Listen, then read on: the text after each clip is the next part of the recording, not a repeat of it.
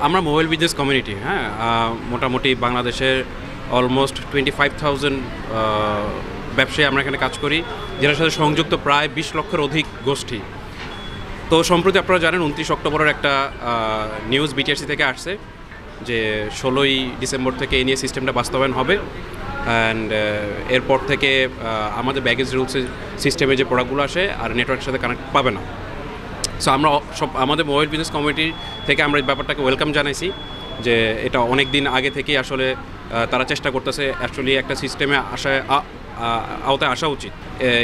এই সিস্টেমে যখন বাস্তবায়ন করার পরিকল্পনা করছে তখন বেসিক্যালি আমাদের এখানে যে এত বড় একটা গোষ্ঠী, এত বড় একটা সম্প্রদায়, এদের সাথে কোনো প্রকার কমিউনিকেশন তারা করে নেই। কারণ আমরা ইন্ডাস্ট্রির একটা পার্ট। আপনি যদি পরিসংখ্যান দেখেন, আমরা অলমোস্ট 60 to 70% সার্ভ করতেছি কারেন্ট স্টেজে। তো সেখানে এত বড় একটা মার্কেটের সাথে অ্যাকচুয়ালি তারা উপেক্ষা করে এমন একটা ডিসিশন নেওয়াটাই আসলে আমরা অযৌক্তিক মনে করছি। 30 তারিখে বিটিআরসির কাছে গিয়েছিলাম এবং তার ডিজি মহোদয়ের সাথে কথা হয়েছে। পরবর্তীতে আমাদের যখন এই ধরনের সিচুয়েশন আমাদের উদ্বেগ প্রকাশ হয়েছে, আপনার সারা দেশব্যাপী জিনিসটা সারা দেশব্যাপী যখন আমাদের ব্যবসায়ী গোষ্ঠী যখন উদ্বেগ প্রকাশ করছে, তখন বিটিআরসি লাস্ট 10 তারিখ আমাদেরকে অফিসিয়াল চিঠি দিয়ে আমাদের সাথে বসছে। তারা আমাদের কথা শুনছে, ডিজি মহোদয় খুব গম্ভীরভাবে আমাদের কথাগুলো শুনছে। আমরা সেখানে আমাদের যৌক্তিক দাবিগুলো উঠেছি। এখন আপনি বলতে পারেন এখানে অ্যাকচুয়ালি সলিউশনটা কী? দেখেন, দিন শেষে আপনাকে আমরা এই কান্ট্রির সিটিজেন, আপনাকে সবার কথা ভাবতে হবে। আমরা এখানে ব্যবসায়ী, আমরা একটা এস্টাবলিশমেন্ট ব্যবসায়ী, আমাদের সবার ট্রেড লাইসেন্স, আমাদের সবার টিন সার্টিফিকেট, ব্যাট সব কিছুই আছে। আমরা স্বীকৃতপ্রাপ্ত ব্যবসায়ী।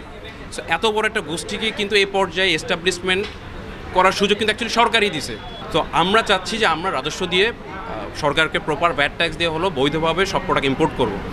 কিন্তু বিটিআরসির যে ইম্পোর্ট পলিসি আমাদের জন্য বাধা সৃষ্টি হয়ে দাঁড়াইছে। কারণ বিটিআরসি যখন আমাদেরকে বলছে আপনারা লাইসেন্স নেন, আমরা লাইসেন্স নিতে আগ্রহী, বাট বিটিআরসি ফার্স্ট ক্লজ যেটা মাদারের সাথে আপনার একটা এগ্রিমেন্ট থাকতে হবে, দেন সেকেন্ড ক্লজ হলো লোকাল ম্যানুফ্যাকচার এনওসিও আপনার থাকতে হবে, যেটা আমাদের পক্ষে কোয়াইট ইম্পসিবল। কোনো লোকাল ম্যানুফ্যাকচার অ্যাকচুয়ালি এনওসি দিবে না। বিটিআরসি যে উদ্যোগটা নিয়েছে NEIR সিস্টেমটা, এটাকে আমরা সবসময় সাধুবাদ জানাই, আগেও জানাইছি, ভবিষ্যতে জানাবো। আমাদের দেশের কোনো কিছু যদি ইমপ্লিমেন্ট হয়, এটা তো দেশের জনগণের সুবিধার জন্য, কিন্তু দেখা যাচ্ছে এখানে জনগণের সুবিধার চেয়ে অনেক সময় অসুবিধা হয়ে দাঁড়ায় বেশি। যেমন আপনি দেখেন, আপনি যখন এই জিনিসটা নিয়ে আলোচনা করছেন, এটা বাস্তবায়ন করবে বিটিআরসি বা যে সংস্থাগুলো জড়িত, তাদের উচিত ছিল সমস্ত স্টেক হোল্ডারদের নিয়ে আলোচনা করে দেন এটাকে বাস্তবায়ন করা।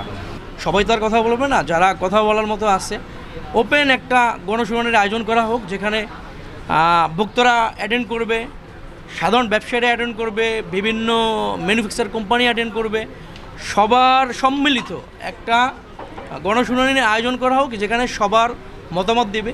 সেই মতামতের ভিত্তিতে যেন একটা সময় নিয়ে, যাতে কেউ অসুবিধায় না পড়ে, সেই সময় নিয়ে যেন এটা বাস্তবায়ন করা হোক। সেটা ধরেন আগামী অর্থবছরও হতে পারে বা তার পরের অর্থবছরও হতে পারে। আমাদের দাবি এইটাই। জি, ধন্যবাদ।